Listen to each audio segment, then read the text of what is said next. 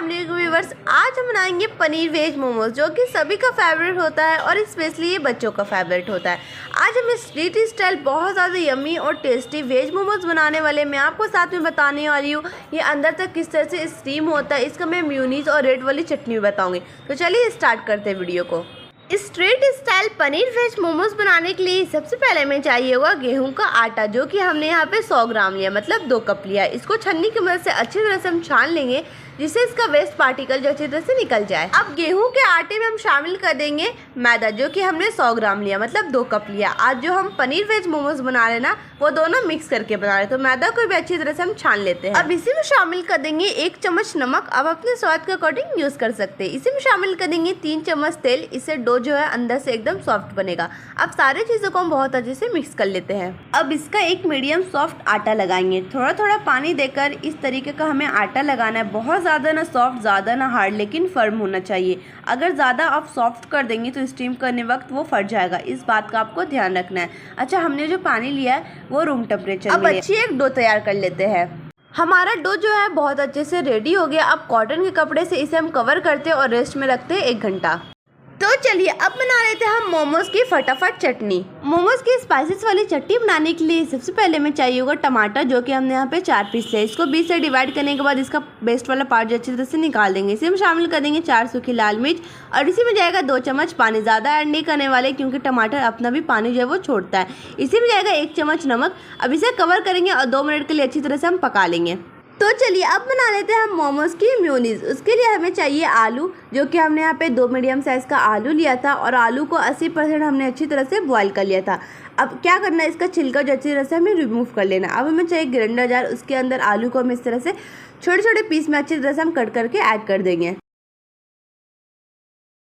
अब इसे में शामिल कर देंगे हाफ टीस्पून नमक। अब इसमें जाएगा 1 चम्मच चीनी, जो कि बैलेंस करता है म्यूनीस में। इसी में शामिल कर देंगे 1 चम्मच तेल और इसमें जाएगा चिल दूध, जो कि हमने यहाँ पे 1 कप लिया है। हमेशा याद रखिए दूध जो एकदम चिल होना चाहिए। अब अच्छी तरह से सारी चीज़ों को हम पीस लेते हैं। तो सारी चीज़ों को हमने बहुत अच्छे से पीस लिया है। इसकी कंसिस्टेंसी देख सकते हैं किस तरह से हो, तो बन गया ना इंस्टेंट एकदम म्यूनीस। तो आप लोग इस रेसिपी को घर में ज़रूर ट्राई करिएगा। तो 2 मिनट हो चुका है, टमाटर को सॉफ्ट हुए हुए बहुत अच्छे से टमाटर जो है वो कुक हो गया। अब सारे छिलकों को हम अच्छी तरह से निकाल देते हैं।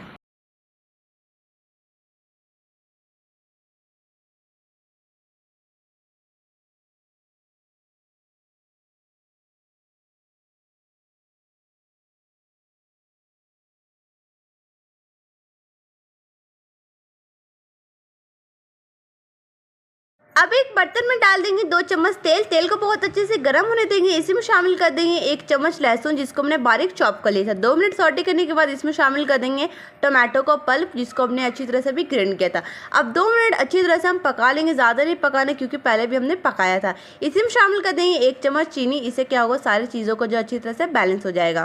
तीखी वाली चटनी जो है वो तैयार हो गई। अब इसे रखते हैं हम साइड में। तो चलिए अब बना लेते हैं हम मोमोज की यम्मी यम्मी स्टफिंग। उसके लिए हमें चाहिए तेल, जो कि हमने यहाँ पे 2 चम्मच लिया। तेल को बहुत अच्छे से गर्म होने देंगे। इसी में शामिल कर देंगे 1 चम्मच अदरक लहसुन, इसको हमने बारीक चॉप कर लिया था। 2 मिनट अच्छी तरह से सॉटे करने के बाद इसमें शामिल कर देंगे 4 हरी मिर्च, जिसको हमने लंबाई में इस तरह से कट कर लेता है। अब इसको भी सॉटे कर देंगे। अब सब जाएगा इसमें वेजीज। सबसे पहले जाएगा चॉप कैरोट, जिसको हमने इस तरह से लंबाई में कट कर लिया था और ये 1 कप है।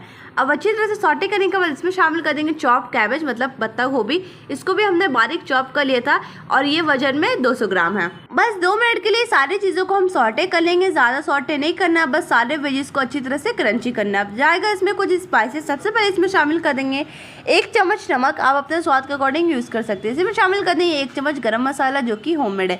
अब इसमें जाएगा 1 चम्मच कश्मीरी लाल मिर्च पाउडर, जो कि आप कम ज़्यादा कर सकते हैं। इसी में शामिल कर देंगे 1 चम्मच काला नमक और इसी में जाएगा 1 चम्मच चाट का मसाला। इससे क्या होगा, टेस्ट जो है बहुत ज़्यादा अच्छा आएगा। अब सारे स्पाइसेस को सारी चीज़ों में हम बहुत अच्छे से मिला लेते हैं।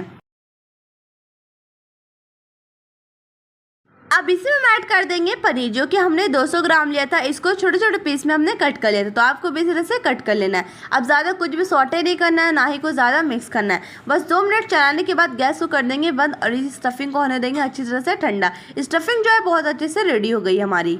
अभी प्याज हमने ऐड नहीं किया, जब इसको अच्छी तरह से ठंडा होने देंगे और एक बॉल में ट्रांसफर कर लेंगे, उसके बाद प्याज ऐड करेंगे। आज जो हम मोमोज बना रहे हैं ना वो बहुत ज़्यादा इंस्टेंट बना रहे हैं, आप कभी भी इसे घर में ट्राई कर सकते हैं। तो बहुत अच्छे से स्टफिंग जो है वो बन गया, तैयार हो गया। अभी इसे होने देते ठंडा। जब स्टफिंग ठंडा हो जाएगा तो इसमें शामिल कर देंगे 1 कप प्याज, जिसको हमने इस तरह से रफली चॉप कर दिया था। ऊपर प्याज देने का मतलब ये है कि वो क्रंची बना रहे, अंदर हमने इसलिए ऐड नहीं किया था। तो बहुत अच्छे से मिक्स कर देते हैं। स्टफिंग जो है बहुत अच्छे से रेडी हो गया। अभी इसे रखते हैं साइड में। तो डो को रखे हुए 1 घंटा हो चुका है। डो पहले से भी ज़्यादा बहुत अच्छे से सॉफ्ट हो गया। अब बना लेते हैं हम मोमोज। उसके लिए हमने यहाँ पे इस तरह से सर्कल जो है वो पहले ही कट कर दिया था। मैं आगे वीडियो में दिखाऊंगी हमने किस तरह से जो है वो कट किया। बीच में स्टफिंग को अच्छी तरह से स्टफ कर देंगे। 2 चम्मच हमने इस तरह से स्टफिंग लिया और एजेस में लगा देंगे पानी। इससे क्या होगा, सील हो जाएगा बहुत अच्छे से मोमोज, और स्टीम करने टाइम वो फटेगा या फिर निकलेगा नहीं। तो जैसे साड़ी की प्लेट आप बैठाते हैं, बस इस तरह से आप प्लेट बैठाना। हमने इस तरह से 3 प्लेट बैठाया और ऊपर से अच्छी तरह से हम सील कर देंगे।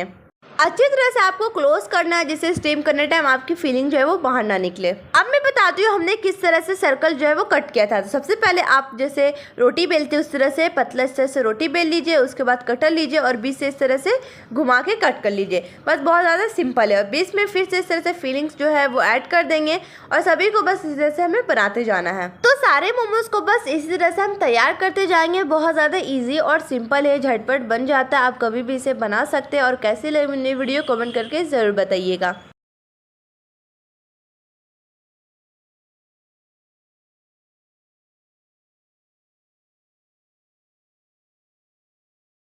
तो सारे मोमोज जो है बहुत अच्छे से रेडी हो गए। अब मैं आखिरी वाले फिर से बता देती हूँ हमने किस तरह से बनाया।